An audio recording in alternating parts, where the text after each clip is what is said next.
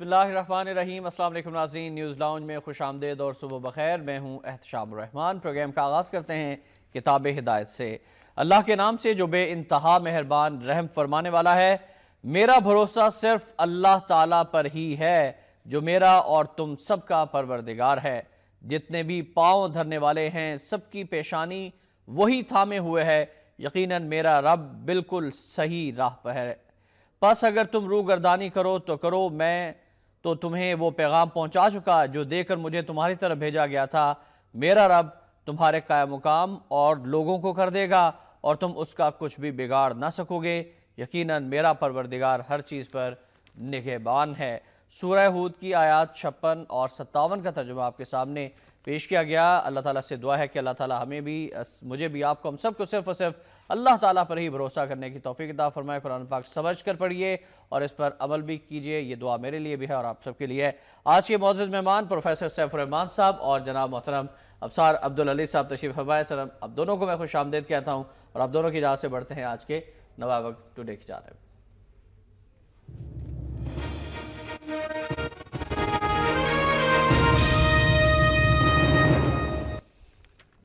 آج کی نوائے وقت کی لیڈ سٹوری پنجاب کی اہم عہدے پر نامزدگی کے حوالے سے رفیق رجوانہ گورنر پنجاب مقرر ہو گئے ہیں۔ جنوبی پنجاب کی محرومیوں کا ازالہ کروں گا، دروازے عام آدمی کے لیے کھلے رہیں گے، نامزد گورنر کا یہ بیان ہے۔ وزیراعظم ہاؤس میں ملاقات، نواز شریف نے خدمات کو سراہا، فیصلے سے آگاہ کیا۔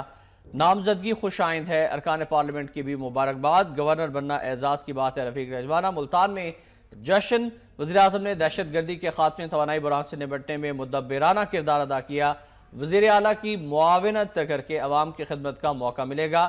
نوائے وقت کو خصوصی انٹرویو بھی دیا ہے نامزد گورنر پنجاب رفیق رجوانہ صاحب نے۔ رفیق رجوانہ صاحب 20 فروری 1949 کو ملتان میں پیدا ہوئے، ایڈیشنل سیشن جج اور 2 بار سینیٹر منتخب ہوئے، پنجاب کے 36ویں گورنر ہوں گے۔ گفتگو کا آغاز کرتے ہیں پروفیسر سیف الرحمان صاحب سے۔ سیف الرحمان صاحب، سب سے پہلے تو آپ کی رائے لینا چاہوں گا اس نامزدگی کے حوالے سے۔ رفیق رجوانہ صاحب گورنر پنجاب مقرر کر دیے گئے ہیں، کتنا اہم ڈیسیجن ہے وزیر اعظم نواز شریف کا یہ؟ سب سے پہلے میں وضاحت کر دوں، میں ریگولر پروفیسر نہیں، میں ریگولر جرنلسٹ ہوں، جی لیکن وزٹنگ پروفیسر ضرور ہوں۔ اس حوالے سے پنجاب یونیورسٹی اور دیگر یونیورسٹیز میں شعبہ صحافت وہاں لوگوں کو تعلیم و تدریس دیتا ہوں۔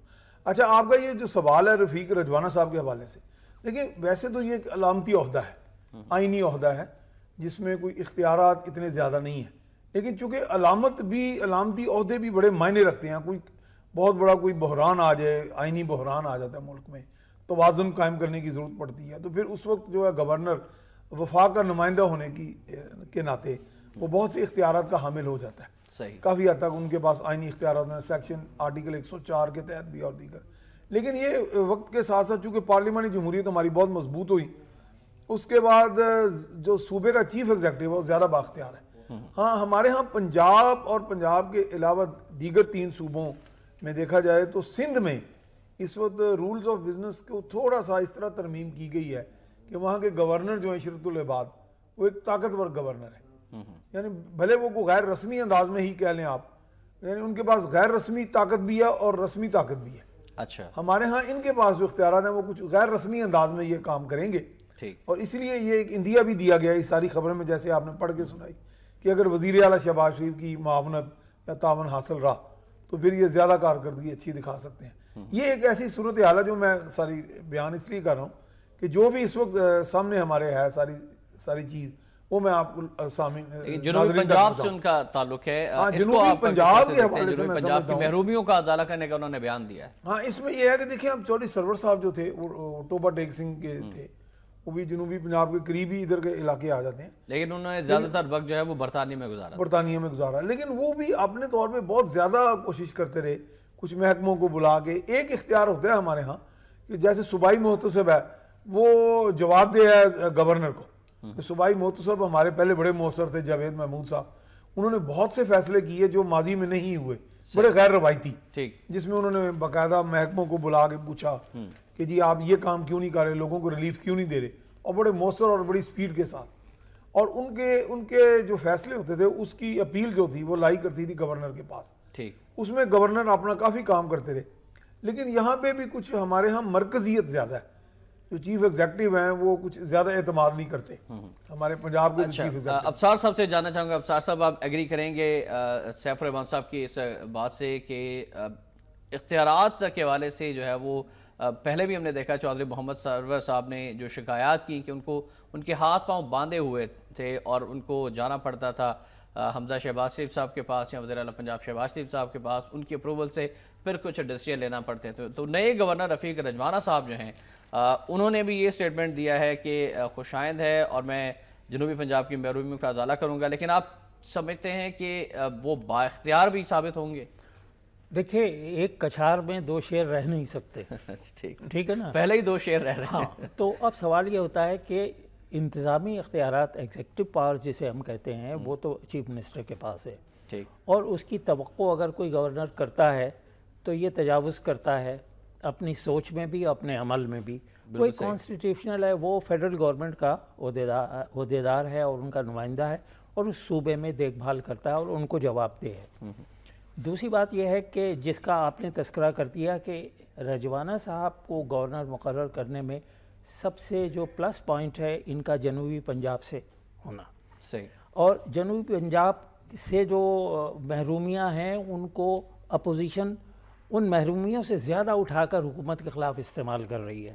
تو ابھی جو سولر انرجی کا جو ایک وہ ہوا, ایک اس کا جو مرحلہ ہے وہ اناگریٹ ہوا بہاولپور میں, ہاں, یہ بھی جنوبی پنجاب کی جو محرومیاں ہیں ان کو کم کرے گا اور ان نعروں کا مداوع کرے گا جو بعض وقت تو صحیح بھی ہوتے ہیں اور بعض وقت ایک پولیٹیکلی انہیں یوز کیا جاتا ہے حکومت کے خلاف.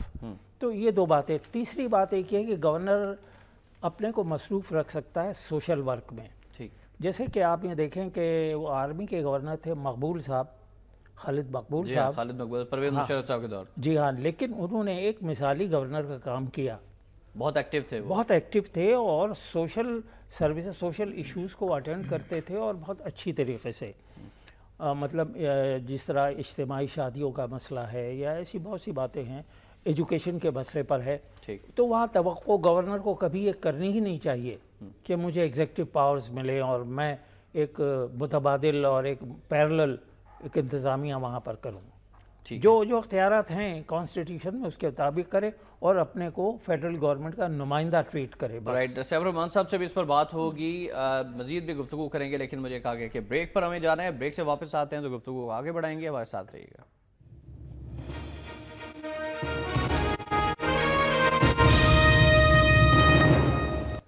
نیوز لاؤنج میں ایک بار پھر آپ کو خوش آمدید کہتے ہیں. سیف الرحمان صاحب سے میں جاننا چاہوں گا کہ جس طرح سے گفتگو ابصار عبدالعلی صاحب نے فرمائی, ماضی کے گورنرز کے مقابلے میں یہ گورنر کتنے اہم ثابت ہو سکتے ہیں؟ جنوبی پنجاب سے تو پہلے بھی ہم نے دیکھا کہ گورنر آتے رہے ہیں اور وہ اسی وجہ سے آتے رہے ہیں کہ جنوبی پنجاب سے کوئی اعتراض نہ ہے, لیکن پیپلز پارٹی کے دور میں ہم نے دیکھا کہ الگ صوبے کی بات کی گئی, اس کے حوالے سے قرارداد لانے کی کے حوالے سے ہم نے دیکھا کہ صورتحال رہی ہے. پھر یہ تمام تر سچویشن آپ کے سامنے ہے, تو ان تمام معاملات میں مسلم لیگ نون کو اس تعیناتی سے آپ سمجھتے ہیں کہ جنوبی پنجاب میں بھی ایج حاصل ہو جائے گا؟ ہاں, میں یہ کہہ سکتا ہوں کہ کسی حد تک دیکھیں عہدہ تو بہت بڑا ہے, ایک تعارف تو بہت بڑا ہے, تو تعارف سے بھی آپ دیکھیں دنیا بھر میں بہت سے کام ایسے ہوتے ہیں جو اختیارات سے ہٹ کے بھی ہو جاتے ہیں. جیسے ابھی ابصار صاحب نے دیا جس بات کا کہ پبلک سروس کے طور پہ اگر اتنے بڑے عہدے پہ بیٹھا ہو شخص, اگر کسی مثال کے طور پہ ایس پی کو کہتا ہے کہ جناب یہ جنوبی پنجاب میں فلاں شخص کے ساتھ زیادتی ہوئی ہے, تو آپ اس کا ازالہ کریں, تو میں نہیں سمجھتا کہ گورنر کو وہ بڑی بآسانی سے انکار کر دیں گے, ایسا ممکن نہیں ہے. ہمارے دیکھیں بہت سے صحافی ہیں, وہ بہت سے کام کرتے ہیں, ہمارے میڈیا کے لوگ جو ہیں, ہم کسی جگہ پہ لوگوں کو معاملات میں ان کی پبلک سروس کے طور پہ جو لوگ اپنے دکھوں کے ازالہ کے لیے ہمارے پاس آتے ہیں, تو اگر ہم کبھی ایس پی یا ڈی آئی جی کو اگر فون کر دیں تو وہ بڑا احترام کرتے ہیں اور اس کا بڑا اچھا رسپانس آتا ہے. تو گورنر ایک اتنا بڑا عہدہ ہے کہ وہ, جس طرح میں نے پہلے بھی ایک لفظ بولا, اس کا باقاعدہ آپ کے ایڈمنسٹریٹو سائنس میں گنجائش موجود ہے. اس کو کہتے ہیں انفارمل اینڈ فارمل آرگنائزیشن. ایک فارمل آپ کے پاس اختیارات ہوتے ہیں باضابطہ, کچھ ایسے ہوتے ہیں جو آپ غیر رسمی طور پہ بھی ایک علامتی پوزیشن پہ, ایک آئینی پوزیشن پہ بیٹھے ہوئے آپ نے اس کو استعمال کر سکتے ہیں, کاؤنٹر وے کر سکتے ہیں چیزوں کو. تو اس لیے میں سمجھتا ہوں توازن قائم کرنے میں ایک بڑا اچھا کردار ادا کر سکتے ہیں. اچھا, سندھ کے حوالے سے جو قطع کلامی کی معذرت, ایک پوائنٹ اشرت العباد صاحب کے حوالے سے انہوں نے ریز کیا. اشرت العباد صاحب پاکستان کی تاریخ میں سب سے زیادہ طویل مدت کے لیے گورنر رہنے کا انہیں اعزاز حاصل ہو چکا ہے. الطاف حسین صاحب ان سے لا تعلقی کا بھی اظہار کر چکے ہیں، تو اس کے باوجود بھی وہ ہیں. اس سے یہ کہا جا رہا تھا کہ کسی فوجی کو تعینات کر دیا جائے گا، لیکن وہ تعیناتی ابھی تک ہو نہیں پا رہی. اس کی وجوہات کیا ہیں؟ دیکھیے عشرت العباد صاحب نے ویسے بھی ایک اچھا پرفارم کیا ہے، بڑے معتدل مزاج کے وہ آدمی، کبھی انہوں نے بڑکے اڑکے ڈی ماری جیسے کہ ایم کیو ایم کے لوگ مارتے رہتے ہیں. ان کا تعلق چونکہ ایم کیو ایم سے ہے تو ایم کیو ایم کی پولیٹیکل ایرینا میں ایک نیوسنس ویلیو ہے.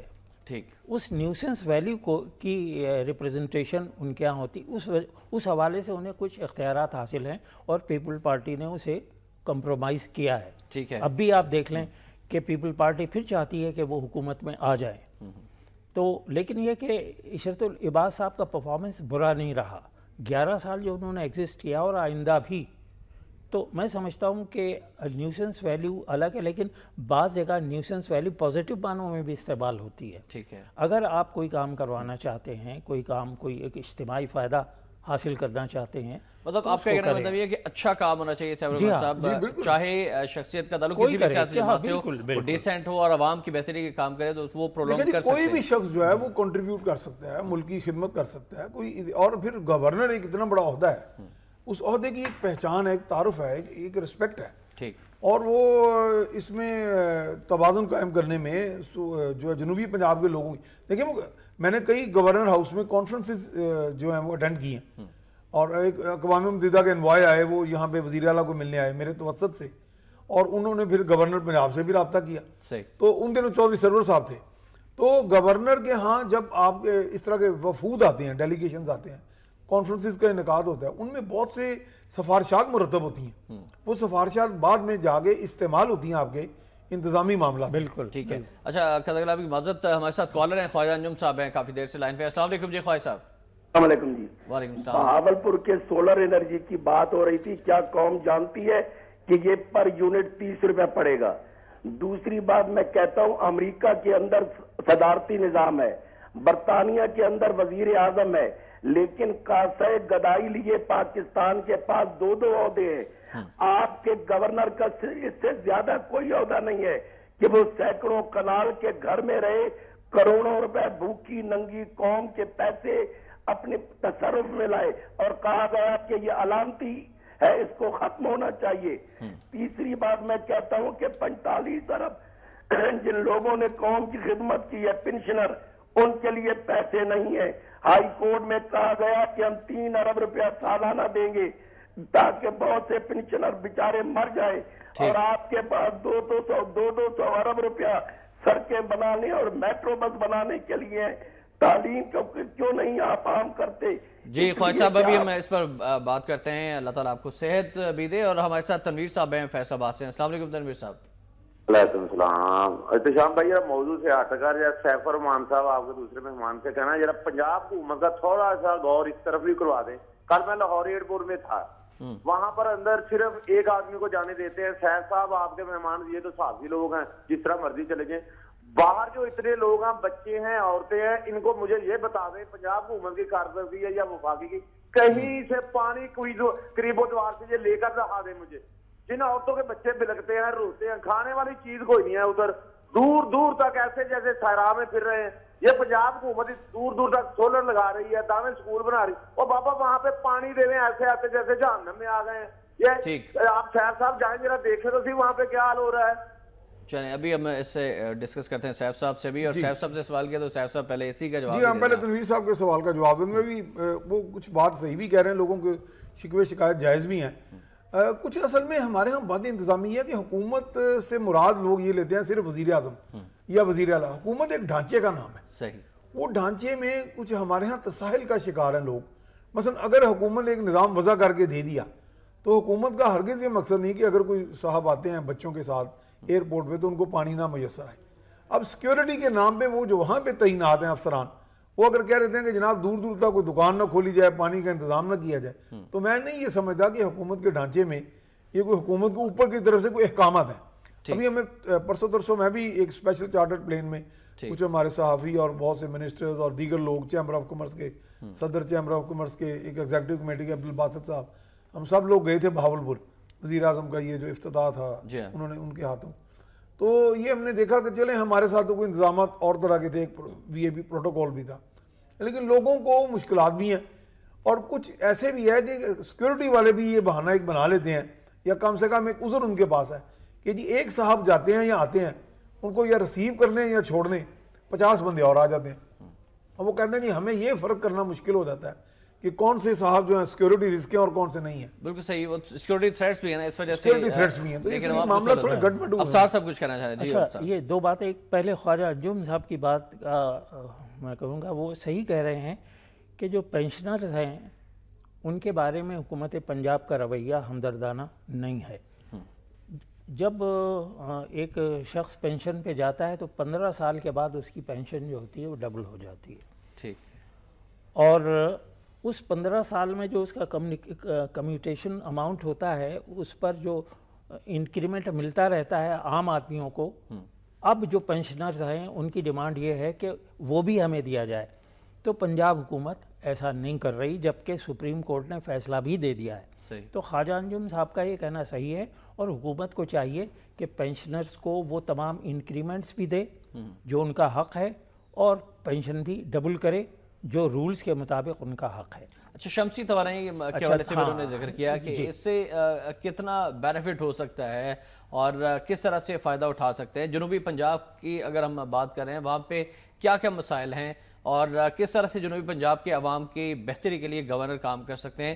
وہاں پر آپ سمجھتے ہیں کہ پینے کے صاف پانی کے حوالے سے جو چودھری محمد سرور صاحب نے پروجیکٹ کیا تھا، سب سے اہم مسئلہ ہے، بہت ساری بیماریاں جو ہیں وہ اس سے جنریٹ ہوتی ہیں کہ صاف پانی ہی میسر نہیں ہے۔ ہاں، وہ ایک بہت اچھا چودھری سرور صاحب کا ایک مشن تھا کہ صاف پانی ہم فراہم کریں، تو موجودہ گورنر صاحب کو یہ مشن آگے بڑھانا چاہیے، ایک بات۔ دوسری بات یہ ہے کہ میں ایک اور بھی حوالہ دینا چاہوں گا، میاں محمد اظہر صاحب جب گورنر تھے تو انہوں نے دروازے کھول دیے تھے بچوں کے لیے، اور بچوں کے گروپس آتے تھے اور ان کے ساتھ گھل مل جاتے تھے، تو اس قسم کے جو کام گورنر اگر کرتے رہیں تو زیادہ بہتر ہوگا۔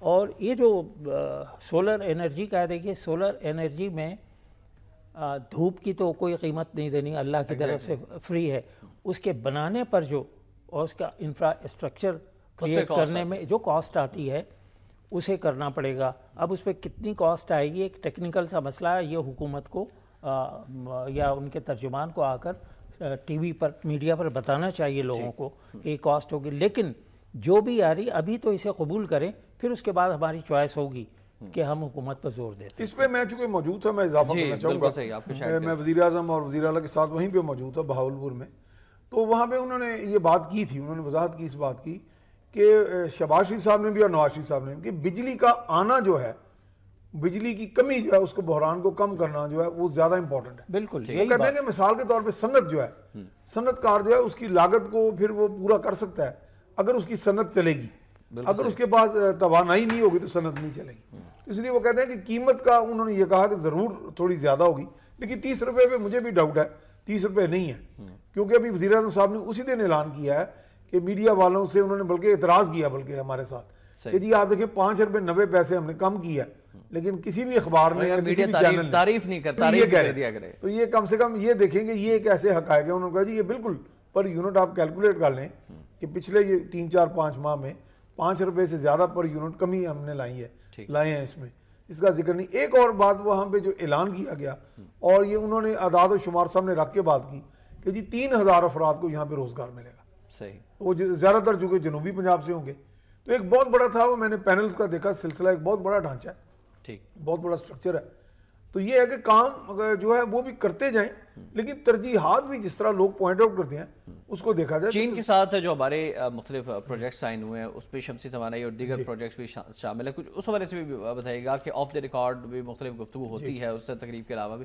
اس پہ کیا کہنا تھا پرائم منسٹر پاکستان کا یا وزیر اعلیٰ پنجاب شہباز شریف کا، کتنے افیکٹو ہو سکتے ہیں وہ پروجیکٹ؟ لیکن چین کے بارے میں ایک کچھ غلط العام تصورات بھی لوگوں نے یہاں پہ کہے کہ جی یہ چین سے اتنا بڑا قرضہ آ رہا ہے، تو قرضہ زیادہ تر قرضہ نہیں ہے، کچھ پروجیکٹس ہیں، مثلا گوادر کا ایک ذیلی پروجیکٹ ہے جس پہ کنسیشنل لون آ رہا ہے، لیکن زیادہ تر یہ سرمایہ کاری ہے، یعنی اس کا جو کثیر سرمایہ آ رہا ہے، یہ $46 ارب، یہ ساری سرمایہ کاری ہے، اور چین یہ ہمیں بھیک کے طور پہ نہیں دے رہا.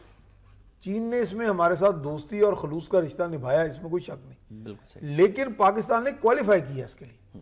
ہم نے اپنی مارکیٹ کو اپنی قابلیت پیدا کر کے, اہلیت پیدا کر کے یہ پیسہ لیا. اور چین کو بھی سرمایہ کاری, اب دیکھیں نا چین کے پاس سرمایہ جو ہے سرپلس ہے.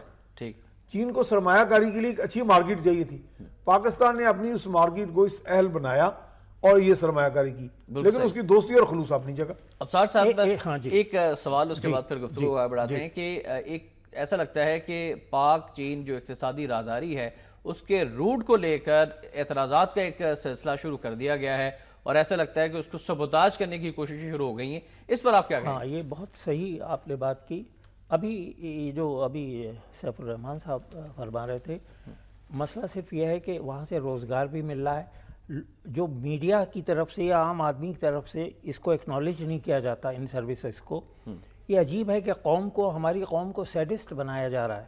ٹھیک, اور جتنی حکومتیں, کوئی بھی حکومت وقت, اس کی جتنی برائی کی جائے اتنا ہی ہم سمجھتے ہیں کہ ہم شخصی طور پہ بہت اہم ہو گئے. یہ فیشن بن گیا. ہاں, ایک فیشن بن گیا ہے, ایک رویہ بن گیا ہے. یہ پرائم منسٹر کا گلہ بالکل بجا ہے, اور یہ گلہ بجا ہے. کوئی بھی ہو دیکھیے تو اس سے یہ ہوتا ہے کہ عوام میں تھوڑا سا اطمینان پھیلتا ہے.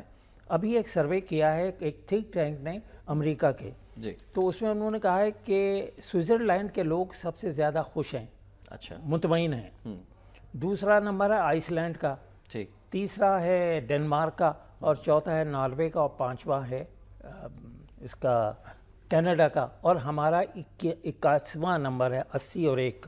اچھا, اور ہندوستان کا 115واں نمبر ہے. وہاں کے عوام اپنے حالات میں کتنے مطمئن ہیں یا خوش ہیں؟ اللہ کا شکر ہے کہ ہندوستان سے بہت بہتر ہیں. ہندوستان سے بہتر, اور ہمیں کوشش یہ کرنی چاہیے کہ ہمارے 81 میں سے 8 ہٹ جائے اور ہم سوئٹزرلینڈ کے اوپر چلے جائیں. بہت خوبصورت بات ہے کہ 81 میں سے 8 ہٹ جائے, سوئٹزرلینڈ سے بے موفر جائیں. ایک تو یہ کہ دعائیہ خواہش ہے اور اپنے ملک کے لیے اور اجتماعی سوچ کے لیے ہے. دوسرا سوال آپ نے کیا کیا تھا وہ مجھے بتلائیے. تو اقتصادی راہداری کو سبوتاج کرنے کے اچھا دیکھیے, اسے ایک اور کالا باغ ڈیم بنایا جا رہا ہے, اور مجھے افسوس یہ ہے کہ تحریک انصاف کی طرف سے بھی اس میں مخالفت ہو رہی ہے. اب سوال یہ پیدا ہوتا ہے کہ جو اجتماعی مفاد کے ہمارے منصوبے ہوتے ہیں ان کی مخالفت اگر پولیٹیکل پارٹیز کرتی ہیں تو پھر ذہن جاتا ہے غلط حوالوں کی طرف. نیگیٹو پولیٹکس نہیں ہونی چاہیے, ملک کے مفاد سے ریفرنس ہونا چاہیے. اب آپ اسے بھی کنٹروورشل بنا کے کالا باغ ڈیم بنائے دے رہے ہیں, یہ بہت غلط بات ہے. دیکھیے یہ جو اقتصادی راہداری ہے یہ کمپلیٹ پیکج ہے. صحیح, اس میں ایئرپورٹ بھی بنے گا, بجلی بھی جنریٹ ہوگی, راستے بھی بنیں گے, اور تجارت کے اور صنعت کے بہت زیادہ مواقع پیدا ہوں گے. پورے ملک کو فائدہ ہوگا, پورے ملک کو فائدہ. فرض کیجئے کہ کراچی تو خیبر پختونخوا میں نہیں ہے, لیکن کتنے ہمارے پٹھان بھائی, پختون بھائی ہیں جو کراچی میں روزگار حاصل کر رہے ہیں. پوری ایک پولیٹیکل ان کی ایک پارٹی ہے, NP, ایک بہت بڑی پارٹی ہے, بہت بڑی, یعنی سیاست میں بھی حصہ لے رہے ہیں. تو کیا یہ ممکن ہے کہ وہ راہداری کہیں سے گزرے, پاکستان کو ایک ایک شخص کو فائدہ ہوگا. اب آپ دیکھیے بلوچستان کتنا بیکورڈ علاقہ, اس کو کتنا فائدہ ہوگا. اور جو راہداری میں ایک کنسیڈریشن یہ بھی ہے ان کا چین کے کہ جدھر سے سیف انہیں ملے, جو جدھر زیادہ امن و امان کا مسئلہ نہ ہو ادھر سے وہ جائیں تو ان کو زیادہ سہولت ہوگی اور بہتر ہوگا. پھر بھی احتجاج کی بجائے جو معاملات ہیں وہ بیٹھ کر حل ہونے چاہیے. ایک بریک پر ہمیں جانا ہے, بریک سے واپس آتے ہیں تو کچھ مزید خبریں بھی ہیں. پاکستان کا دہشت گردی کے حوالے سے را کے ملوث ہونے کے حوالے سے بیان سامنے آیا ہے. پھر برطانیہ میں انتخابات بھی ہو رہی ہیں, یہ خبریں بھی ہیں, ہمارے ساتھ رہیے.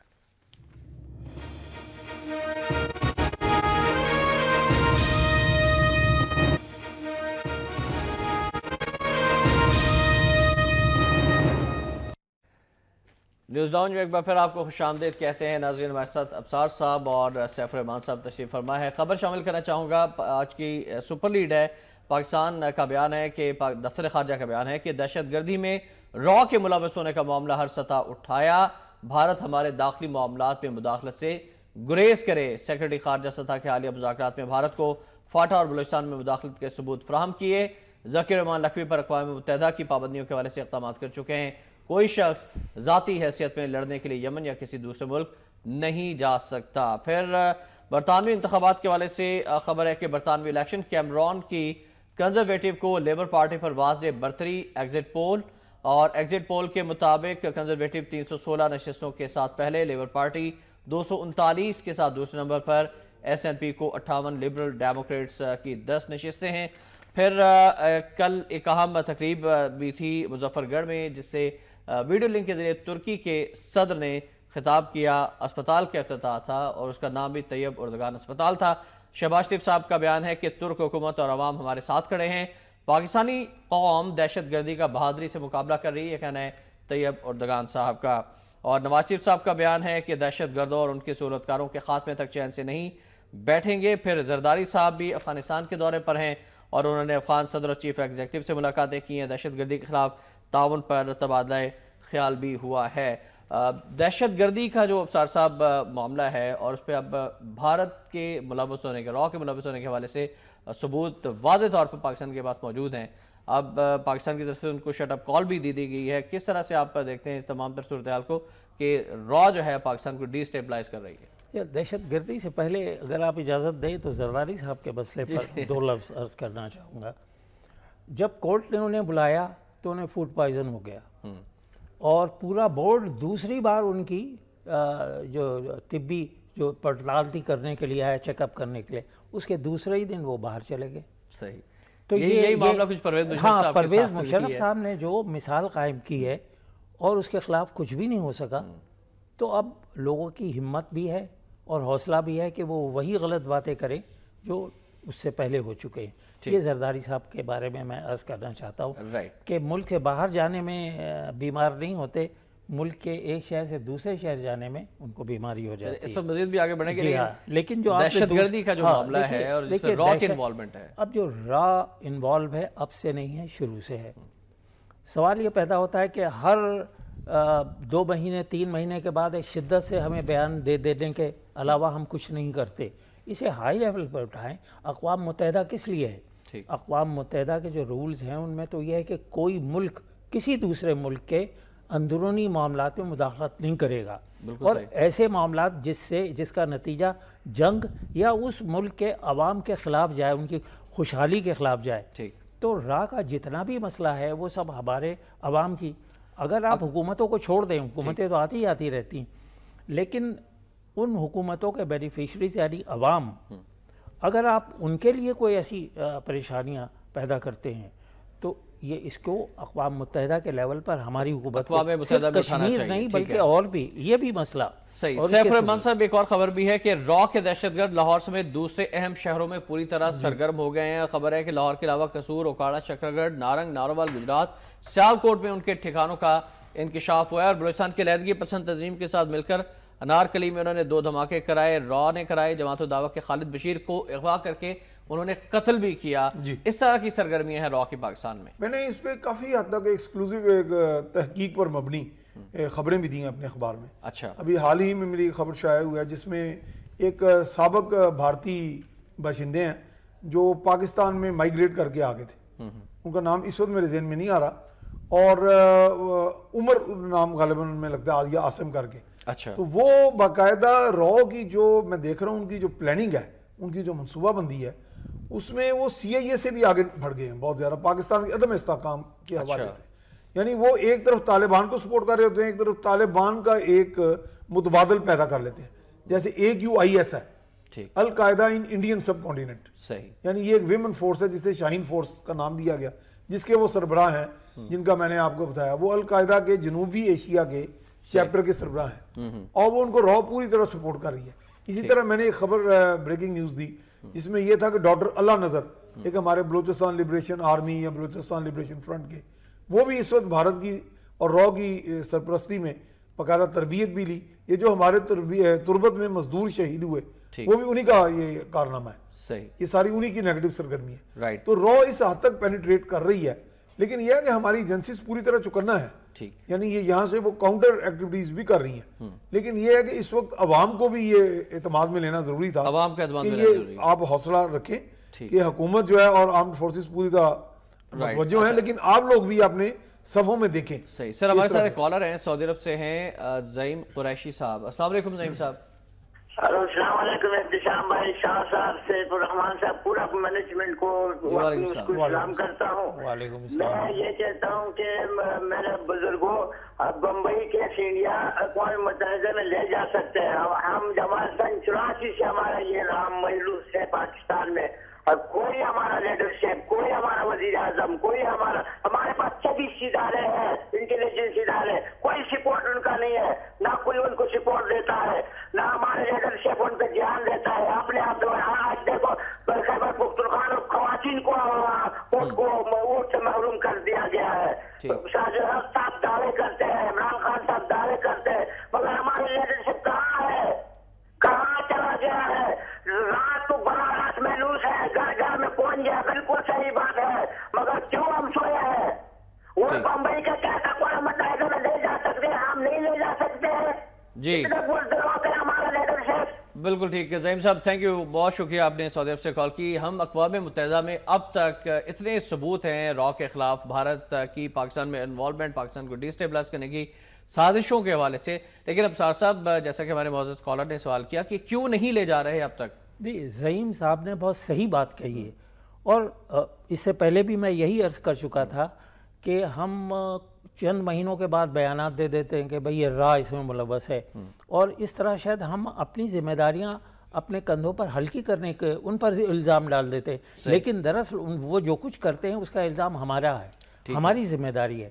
اور ہندوستان کا تخریبی کارروائیاں کروانا اور دہشت گردی کروانا اس لیے آسان ہے، ایک تو سرحد ملتی ہے، دوسری بات یہ ہے کہ نام چہرے پہچاننا مشکل ہے۔ اب ہمارا کوئی آدمی چائنا میں جا کر کارروائی کرے گا تو پہچانا جائے گا۔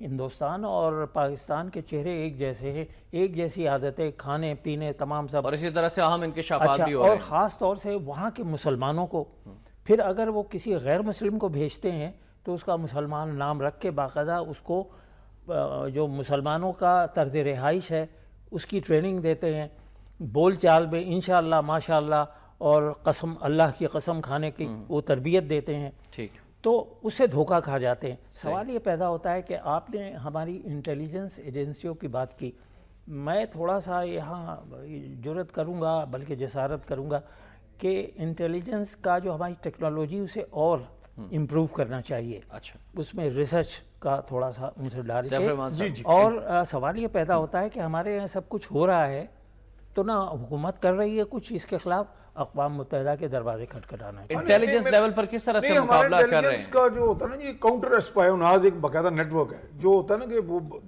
کوئی اگر اینیمی ایجنسی جو ہے، جو دشمن ایجنسی ہے، وہ جب کوئی کارروائیاں کرتی ہے تو یہاں پہ بھی ایک خفیہ ایک پلان بنائے جاتے ہیں، وہ اس کا کاؤنٹر اٹیک کیا جاتا ہے کسی اور شکل میں، جو جس کا کوئی زیادہ تر وہ اظہار نہیں کیا جاتا یا نشر نہیں کیا جاتا۔ یہ ایک علیحدہ ہوتا ہے کیونکہ وہ میسج چلے جاتے ہیں، ایک ایجنسی دوسری ایجنسی کو پیغام پہنچا دیتی ہے کہ جناب ہم اس میں، ایجنسیاں جو ہے نا وہ کام کرتی ہیں اس طرح کے دشمن کے علاقے میں جا کے وہ اپنے تعلقات بناتے ہیں۔ ہمارے پاکستان کی ایجنسیوں کے اندر جا کے بھارت میں ہندوؤں کے ساتھ بھی تعلقات ہیں، کیونکہ وہاں آپ نے پینیٹریٹ کرنا ہے، آپ نے وہاں دشمن کی صفوں میں جا کے دیکھنا ہے کہ کہاں پہ ہمارے خلاف کیا سازش ہو رہی ہے۔ اس طرح را نے اپنا نیٹ ورک پورے پاکستان میں مختلف سیاسی جماعتوں میں، جیسے ابھی ابصار صاحب نے فرمایا، یہ میں آپ کو بلکہ خبر دینے لگا ہوں کہ یہاں پہ 200 افراد اس طرح کے بھیجے گئے جن کی باقاعدہ طبی جراحت کے ذریعے ان کو مسلمان بنانے کی، یعنی وہ میں لفظ نہیں بولنا چاہ رہا، یعنی ان کے روپ بھی بدلے گئے کہ وہ پہچانے نہ جا سکیں کہ یہ مسلمان ہیں یا ہندو ہیں، یعنی اس طرح کی بھی کارروائیاں وہ کرتے ہیں، اس حد تک وہ آگے چلے جاتے ہیں۔ ان کا تدارک کرنا جو ہے وہ بہت ضروری ہو گیا۔ اس جو آپ نے ابھی سیف صاحب نے بہت اچھا پوائنٹ کیا ہے، ہمارے ہاں جو اسی قسم کی کارروائی ہم مسترف کرتے ہیں تو ہم سندھ سے بھی لوگ لیتے ہیں، کیونکہ وہاں کے کلچر میں وہ مل جاتا ہے ویسا مسئلہ، لیکن اس سے تو صرف ہم ایک دوسرے کو تھوڑا سا پریشان ہی کرتے رہتے ہیں، تم کرو گے تو ہم بھی یہ کریں گے، تم کرو، یہ سب ہونا نہیں چاہیے۔ اقوام متحدہ کے ذریعے ہم دونوں کو وہ بتایا جائے کہ تم اپنے عوام کی خاطر اس قسم کی حرکتوں سے باز آؤ، چونکہ اس سے عوام کا نقصان ہوتا ہے۔ حکومتیں اپنے لیے اچھے کچھ حالات پیدا کرنا چاہتی ہیں لیکن وہ عوام کو اس کا لیکن بالکل صحیح فرمایا کہ عوام کا نقصان، دنیا میں 50% سے زیادہ جو بھوک زدہ لوگ ہیں، بھوکے لوگ دنیا کے، وہ سب سے زیادہ بھارت میں، یعنی بھارت میں دنیا کا 50% جو ہے نا ہنگری لوگ، جو بھوکے لوگ ہیں توجہ دینی چاہیے انہیں اس طرف، عوام کی فلاح و بہبود کی طرف توجہ دی جانی چاہیے، اور کشمیر کے مسئلے کے حل کے لیے انہیں توجہ دینی چاہیے۔ اقوام متحدہ کی قرارداد کے مطابق جو انہوں نے فرمایا، وہاں تو ہندوستان میں آبادی اور غربت اتنی زیادہ ہے کہ وہاں پیرلل سٹی آباد ہے، فٹ پاتھ جو ہیں بڑے بڑے انڈسٹریل سٹی کے، ان میں گھر ہیں پورے، وہیں نسلیں پیدا ہو رہی ہیں اور وہیں آگے بڑھ رہی ہیں، ان کی غربت کا تو یہ عالم ہے، اس طرف توجہ دینی چاہیے۔ کشمیر پر قابض رہنے سے ان کے معاشی مسائل حل نہیں ہوں گے، کشمیر پہ قبضہ کر کے زیادہ زیادہ ٹورزم سے وہ کما لیں گے، لیکن انڈسٹری تو وہاں نہیں اتنی فلورش ہو سکتی۔ تو کشمیر کا بنیادی مسئلہ حل کریں اور ان دونوں اس بر صغیر کے عوام کے اس خواب کی تعبیر لائیں جو انہوں نے انگریزوں سے آزادی اسی لیے حاصل کی تھی کہ ہم اپنی انا اور اپنی سیلف ریسپیکٹ کے مطابق خود اپنی حکومت کریں اور اپنے عوام۔ اچھا، انگریز کا آپ نے ذکر کیا تو برطانیہ میں انتخابات بھی ہو رہے ہیں، اور تازہ ترین مجھے بتایا گیا ہے کہ لیبر پارٹی 126 نشستوں پر کامیابی حاصل کر چکی ہے اب تک کی اطلاعات کے مطابق، اور کنزرویٹو کو 102 نشستوں پر کامیابی حاصل ہوئی ہے۔ سیف الرحمان صاحب، برطانیہ کے انتخابات اور جارج گیلوے کے بارے میں خبر ہے وہ بھی ہار گئے ہیں، کس طرح سے دیکھتے ہیں کنزرویٹو اور لیبر کے مقابلے کو؟ دیکھیں، میں دیکھ رہا ہوں کہ یہ کوalition اتحادی حکومت بنے گی، تو اتحادی حکومت یہ ہے کہ آج کل دنیا بھر میں اس طرح کے سپلٹ مینڈیٹ آ رہا ہے، تو یہ ہے کہ ایک برتری تو حاصل ہے کنزرویٹو پارٹی کو، لیکن یہ آپ دیکھیں برطانیہ کے انتخابات میں، برطانیہ کے بارے میں کہتے ہیں کہ ان کا ان ریٹن کانسٹیٹیوشن ہے، یعنی 1000 سال سے زیادہ پرانا ان کا ایک آئین ہے، اور وہ لکھا بھی نہیں ہوا، تحریر شدہ بھی نہیں ہے، اور اس کے باوجود ان کی روایات جو ہیں اتنی مضبوط ہیں، اتنی مستحکم ہے کہ سیاست میں سپورٹس مین جو ہے اسپرٹ ہے وہاں پہ، بالکل صحیح، یعنی ہارنے والا جو ہے جیتنے والے کو دھاندلی کا شور نہیں ہوتا، جوڈیشل کمیشن نہیں بنتا۔ تو اگر کنزرویٹو پارٹی اسی طرح دیکھیں نا، وہاں پہ اس طرح ووٹر کا جو مزاج ہے تبدیل ہوتا رہتا ہے۔ اچھا، ہمارے سیاستدان جو ہے وہ افسر صاحب جاتے تو ہیں برطانیہ میں اور وہاں پہ رہنے کو ترجیح بھی دیتے ہیں، لیکن ان کی روایات کو اپناتے نہیں ہیں، جیسا کہ وہاں پہ دھاندلی کے والے سے ذکر کیا سیف الرحمان صاحب سے میں نے، لیکن یہاں پہ شور اٹھ جاتا ہے، میں ہار گیا، نہیں جی مجھے تسلیم نہیں ہے اور میں جوڈیشل کمیشن میں جاؤں گا، فلاں میں جاؤں گا، اس کو آپ کس طرح سے دیکھتے ہیں؟ دیکھیں، برطانیہ کی روایت یہ بھی ہے کہ وہاں کا پرائم منسٹر جو الیکٹ ہوتا ہے وہ اسمارٹ ہوتا ہے، ہینڈسم ہوتا ہے، ایک ان کی یہ ان ریٹن روایت بھی ہے۔ ماشاءاللہ ہمارے پرائم منسٹر اسمارٹ نہیں ہیں، بالکل ہیں، میں تو برطانیہ کے حوالے سے بات کر رہا ہوں۔ دوسری بات یہ ہے کہ دیکھیے، یہ ان ریٹن پر عمل درآمد کرنا پوری کمٹمنٹ کے ساتھ یہ دو ایکسٹریم پہ ہوتا ہے۔ جو جرائم پیشہ لوگ ہوتے ہیں ان کے ہاں بھی یہ ڈاکومنٹس نہیں ہوتے، صرف ایک دوسرے کے قول پر وہ کرتے ہیں، تو لیکن برطانیہ نے اس مت کو توڑ دیا اور وہاں ایک پازیٹیو وے ہے۔ دیکھیے، یہ ایک بہت بڑی بات ہے کہ ہم اپنے لکھے ہوئے کانسٹیٹیوشن کو فالو نہیں کرتے، توڑتے رہتے ہیں اور اس پہ اتنے زخم لگاتے ہیں، اتنے امینڈمنٹ کرتے ہیں کہ وہ اب دھیرے دھیرے میرا خیال ہے جو اوریجنل کانسٹیٹیوشن ہے وہ ڈس اپیئر ہو جائے گا۔ پاکستانی بھی بڑے تعداد میں اس انتخابات میں برطانیہ میں تھے، 50 سے زائد امیدوار تھے، ان میں سے اب تک تقریباً 4 یا 5 جیت چکے ہیں۔ نہیں، دیکھیں پاکستان کی بڑی کنٹریبیوشن ہے وہاں پہ، اور یہ میں سمجھتا ہوں کہ ہمارے لیے بھی ایک بڑا اعزاز ہے کہ ہمارے لوگوں نے وہاں پہ جا کے ایک غیر ملک میں اپنا سکہ جمایا۔ رائٹ، بہت شکریہ سیف الرحمان صاحب، ابصار صاحب، اب تشریف لائے اور بہت اہم موضوعات پر گفتگو ہوئی، انشاءاللہ بشرط زندگی اگلی نشست میں بھی بات ہوگی۔ آخر میں فرمان قائد اعظم رحمۃ اللہ علیہ شامل کرنا چاہوں گا، اپنے اندر حوصلہ پیدا کیجئے، موت سے خوف نہ کھائیے۔ ہمارے مذہب نے یہی سکھایا ہے کہ ہمیشہ موت کے لیے تیار رہنا چاہیے۔ پاکستان اور اسلام کی عزت بچانے کے لیے ہمیں بہادری سے موت کا مقابلہ کرنا چاہیے۔ مسلمان کے لیے اس سے بہتر وسیلہ نجات اور کوئی نہیں ہو سکتا کہ وہ حق کی خاطر شہید کی موت مرے۔ اللہ تعالیٰ سے دعا ہے کہ اللہ تعالیٰ ہمیں بھی، آپ کو بھی، جب بھی موت آئے تو شہادت کی موت آئے، اور پاکستان کا حامی و ناصر اللہ تعالیٰ رہے۔ شام الرحمان کو اجازت دیجیے گا، اللہ حافظ۔